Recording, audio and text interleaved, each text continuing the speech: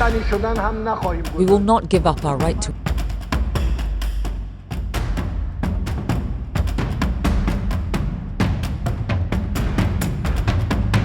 दोस्तों नमस्कार, मेरा नाम प्रशांत है और आप देखना शुरू कर चुके हैं आपका अपना channel the conflict lens TCL। बातचीत तो चल रही जेनेवा में, लेकिन लगातार डोनाल्ड ट्रंप की बदतमीजियां भी जारी हैं और उसी बदतमीजी का जवाब एक बार फिर से स्विट्जरलैंड में ईरान ने दिया है। बातचीत हो रही थी, सब कुछ ठीक ठाक चल रहा था, अचानक से डोनाल्ड ट्रंप का एक बयान आता है और सारा का सारा खेल बिगड़ जाता है और ईरान जो है उस बातचीत की टेबल से हट जाता है और उसके बाद वो वापस दोबारा जाता ही नहीं है। पूरा घटनाक्रम क्या हुआ है अभी मैं उसके बारे में आपको बताऊंगा।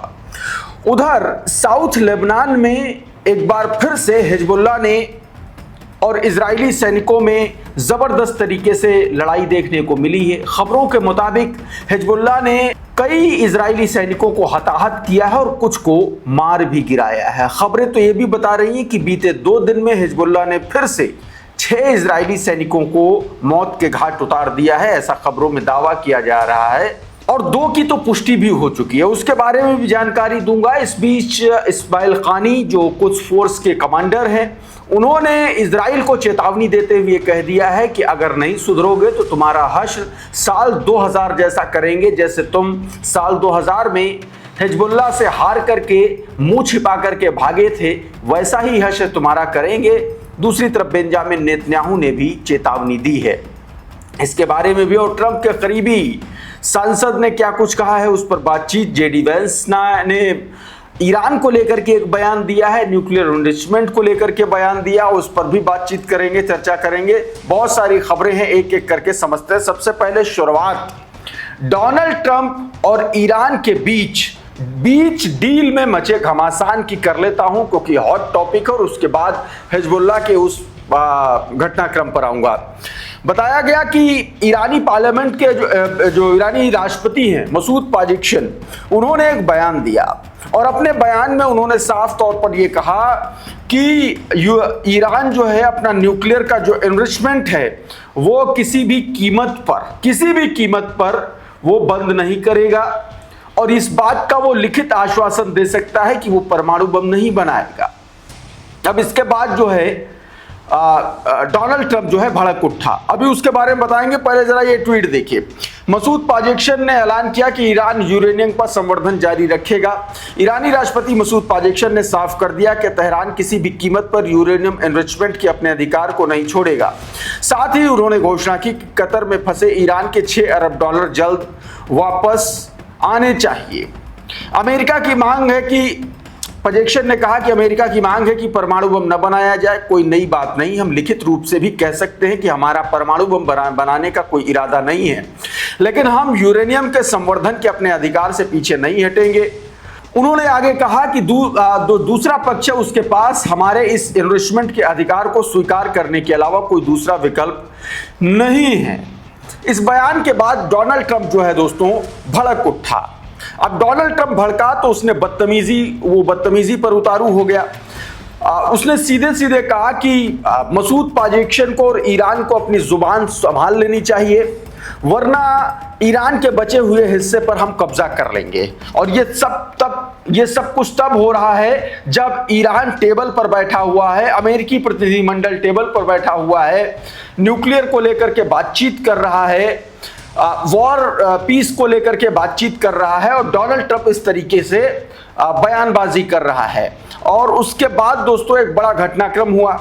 आपकी स्क्रीन पर पहले देखिए फॉक्स न्यूज का छोटा सा हिस्सा जिसमें डोनाल्ड ट्रंप को लेकर के, उनके बयान को लेकर के कुछ बताया गया। सुनिए जरा। President Trump during our call responded directly to those comments by Iranian President Masoud Pezeshkian। तो सुलेमान अहमद लिख रहे हैं कि ट्रंप ने कहा कि he better watch his mouth, he better shape up और we will take over the rest of the country। मतलब डोनाल्ड ट्रंप कह रहा है कि उसे अपनी जुबान संभालनी चाहिए। मतलब मसूद पाजेक्शन ईरानी राष्ट्रपति के लिए इतनी बदतमीज और अभद्रता भरे शब्दों का इस्तेमाल कर रहा है, उसे सुधर जाना चाहिए, नहीं तो हम देश के बाकी हिस्से पर भी कब्जा कर लेंगे। ये मतलब डील के बीच में इस तरीके का घटनाक्रम निकल के सामने आता है और उसके बाद खबर आती है कि ईरानी प्रतिनिधिमंडल जो है वो बातचीत से बाहर निकल जाता है और उसके बाद वापस नहीं जाता है। ये जरा खबर देखिए, तस्नीम न्यूज एजेंसी के हवाले से खबर है जिसको वर्ल्ड सोर्स न्यूज ने अपने ट्विटर हैंडल से शेयर किया है। इसमें जानकारी दी गई है कि ईरान और अमेरिका के बीच जेनेवा में चल रही 4 पक्षीय वार्ता फिलहाल सस्पेंड कर दी गई है। तस्नीम ने एक सूत्र ने बताया कि ईरान अमेरिका के बीच ये 4 पक्षीय वार्ता दोपहर करीब 3 बजे शुरू हुई थी और लगभग 1.5 घंटे में ही प्रतिनिधिमंडलों के बीच आंतरिक सलाह मशविरा के लिए आधे घंटे का ब्रेक लिया गया। इसके बाद डोनाल्ड ट्रंप की तरफ से दिए गए धमकी भरे और अपमानजनक बयानों के कारण ईरानी प्रतिनिधिमंडल दोबारा वार्ता में उसने लौटने से इनकार कर दिया। इसके बावजूद कतर और पाकिस्तान की मध्यस्थता जारी रही। दोनों पक्षों के बीच संदेशों का आदान प्रदान कराया गया। मध्यस्थों की कोशिश अभी जारी है लेकिन अभी तक कोई अंतिम नतीजा नहीं निकल सका है, यानी कि ईरानी प्रतिनिधिमंडल भड़क गया और उसके बाद वो वहां से बाहर निकल गया। ये जरा एक वीडियो और देखिए, ये द क्रडल ने शेयर किया है। माना जा रहा है कि ये वही वीडियो है जब ईरानी प्रतिनिधिमंडल वहां से बाहर निकला। और दोस्तों ये वीडियो इसलिए भी इंपॉर्टेंट माना जा रहा है कि इस बातचीत के दौरान ईरानी प्रतिनिधिमंडल ने किसी भी अमेरिकी, एक तरीके से आप कह लीजिए कि प्रतिनिधिमंडल से, किसी भी नेता से, किसी भी अफसर से हाथ नहीं मिलाया है। तो ये वीडियो अपने आप में बहुत चर्चा का विषय बना हुआ है। क्रडल के इस ट्वीट को देखिए, इसमें और ज्यादा तरीके से बातों को समझाया गया। कहा गया कि तस्नीम न्यूज एजेंसी के मुताबिक ईरान के वार्ता दल ने स्विट्जरलैंड में बहुपक्षीय बातचीत शुरुआत से पहले अमेरिकी प्रतिनिधिमंडल के साथ प्रस्तावित हैंडशेक और संयुक्त फोटो सेशन को ठुकरा दिया। रिपोर्ट के अनुसार ईरान के विदेश मंत्री अब्बास अराची और उनकी टीम ने आयोजकों को साफ बता दिया कि वो अमेरिकी प्रतिनिधिमंडल के साथ किसी भी संयुक्त फोटो सेशन का हिस्सा नहीं होंगे। फोटो भी नहीं खिंचवाई और हाथ भी नहीं मिलाया और ये बनता भी है ईरान का।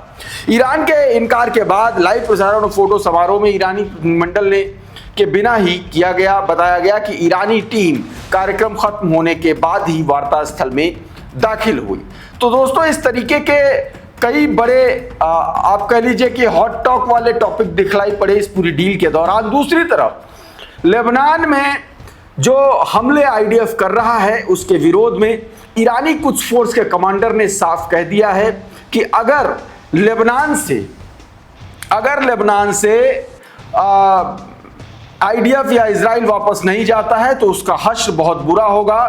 और जिस तरीके से 100 से ज्यादा आईडीएफ के सैनिक अभी हाल फिलहाल के दिनों में मारे गए हैं और ज्यादा मारे जाएंगे। ये बयान देखिए आपकी स्क्रीन पर। कहा इस्माइल कानी जो इस्लाम कुछ फोर्स के कमांडर हैं, उन्होंने चेतावनी दी कि अगर इजरायली सेना साउथ लेबनान से पीछे नहीं हटती है तो साल 2000 वाला ऐतिहासिक घटनाक्रम फिर से दोहराया जाएगा। उन्होंने कहा कि यदि जायोनी हमलावर दक्षिण लेबनान में अपना सैन्य कब्जा और आक्रामक कार्रवाई जारी रखते हैं तो आखिरकार उन्हें अपमानजनक हार का सामना करना पड़ेगा और वहां से खदेड़ दिया जाएगा। कानी ने संकेत दिया कि साल 2000 में जिस तरीके से इजराइल को 22 साल पुराने कब्जे के बाद दक्षिण लेबनान छोड़ना पड़ा था, वैसा ही इतिहास फिर से दोहरा सकते हैं। उस समय आईडीएफ को पीछे हटना पड़ा था और हिजबुल्लाह ने अपनी बड़ी रणनीतिक जीत इसको बताया था। अब एक बार फिर से वही स्थितियां दोस्तों जान पड़ती हैं क्योंकि अली अल ताहिर पहाड़ियों के आसपास लगातार तनाव बना हुआ है। खबरें ये हैं कि बीते 2 दिन में इजराइल के 6 सैनिक हलाक हुए हैं और इसके पहले भी कई सैनिक और कमांडर मारे जा चुके हैं। दोस्तों एक कमांडर मारा गया था, मैंने उसको लेकर के आपको खबर भी बताई थी। ड्रॉप साइट की इस खबर को देखिए। इसके मुताबिक at least 6 Israeli soldiers have been killed in Hezbollah retaliation to Israel attack around the south Lebanon over the past 2 days. बीते 2 दिन में 6 सैनिक मारे जा चुके हैं और सीधे तौर पर उसी घुसपैठ की वजह से। ये तस्वीरें आप देखिए, वॉरफेयर एनालिसिस ने हेब्रू मीडिया के हवाले से ये तस्वीर शेयर की है। ये इजरायली सेना का सार्जेंट नीर बेन है। ये 21 साल का शख्स ये मारा गया है और बताया जा रहा है कि 13 और घायल हुए हैं। मतलब आप सोचिए कि ये एक बड़ा घटनाक्रम था। वॉरफेयर एनालिसिस ने तस्वीर शेयर की है अपने ट्विटर हैंडल से और बताया कि हिजबुल्लाह के अटैक में साउथ लेबनान में रात भर गोलीबारी के बाद दोस्तों इसकी मौत की खबर का दावा किया जा रहा है। एक और तस्वीर देखिए, ये स्टाफ सार्जेंट लियाफ कबाबिया है इसकी ये 20 साल का सैनिक, आईडीएफ का सैनिक, इसकी भी मौत हुई है। साउथ लेबनान में क्लैश रिपोर्ट ने ये तस्वीर शेयर की है। लगातार वहां पर आईडीएफ और हिजबुल्लाह के बीच जंग जारी है। इस बीच एक और खबर आई आईडीएफ के हवाले से कि उसने हिजबुल्लाह के एक बड़े टनल को, उससे हथियार बरामद किए और उस पर बड़ी कार्रवाई की है। ये वीडियो आप साफ तौर पर देख सकते हैं आपकी स्क्रीन पर। तो उस टनल में भारी भरकम हथियार आप देख पा रहे होंगे कि किस तरीके से उसने एक्शन लिया है। ये पूरी टनल है, बताया जा रहा है कि 200 मीटर की पूरी सुरंग थी और इसमें हिजबुल्लाह के कई हथियार और कई चीज़ें इसमें बरामद की गई। एक और ये वीडियो देखिए, इसमें जो हिजबुल्लाह के रॉकेट, जो मिसाइल्स, जो वॉर हेड्स हैं, वो आपको इस वीडियो में नज़र आ रहे होंगे दोस्तों। अब ज़रा इस ट्वीट को देखिए।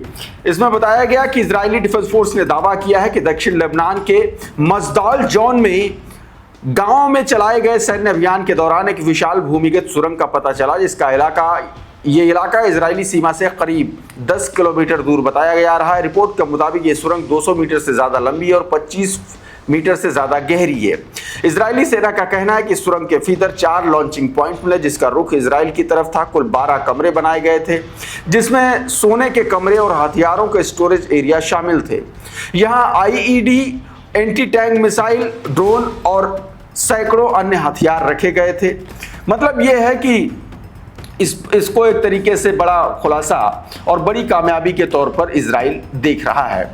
इस बीच बेंजामिन नेतन्याहू का एक बड़ा बयान आया है। आपकी स्क्रीन पर यह बयान देते हुए बेंजामिन नेतन्याहू दिख रहे हैं। इस बयान में बेंजामिन नेतन्याहू ने कहा है कि हम दक्षिणी लेबनान में तब तक बने रहेंगे जब तक इसकी आवश्यकता होगी। ईरान के परमाणु कार्यक्रम पर भी कड़ा रुख दोहराया उन्होंने और कहा, हम ईरान को परमाणु हथियार हासिल करने या खुद को परमाणु क्षमता से लैस करने की अनुमति नहीं देंगे, चाहे कूटनीतिक घटनाक्रम कुछ भी हो। मतलब यह है कि बेंजामिन नेतन्याहू का यह बयान एक तरीके से डोनाल्ड ट्रंप और अमेरिका के लिए सीधी चेतावनी है और यह कह दिया गया है कि तुमको जो करना है करो, हम लेबनान से पीछे नहीं हटेंगे। इस बीच दोस्तों एक और बड़ी खबर आई। खबर यह है स्ट्रेट ऑफ हॉर्मुज को लेकर के। एक ऑडियो बड़ा वायरल हो रहा है। रेयान रोज़बियानी ने इस ऑडियो को शेयर किया। माना जा रहा है कि लेबनान पर लगातार हमलों के चलते ईरानी आईआरजीसी नेवी ने यह चेतावनी दी है। सुनिए जरा इसको।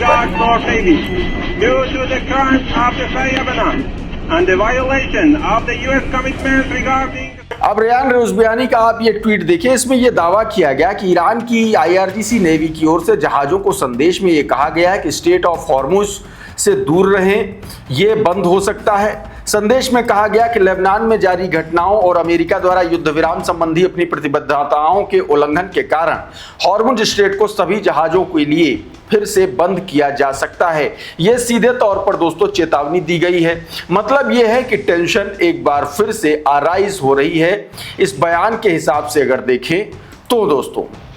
तो साथियों अभी के इस वीडियो में बहरहाल इतना ही। बहुत बहुत शुक्रिया, बहुत बहुत धन्यवाद। आप जुड़े रहिए आपके अपने channel the conflict lens TCL के साथ। नमस्कार।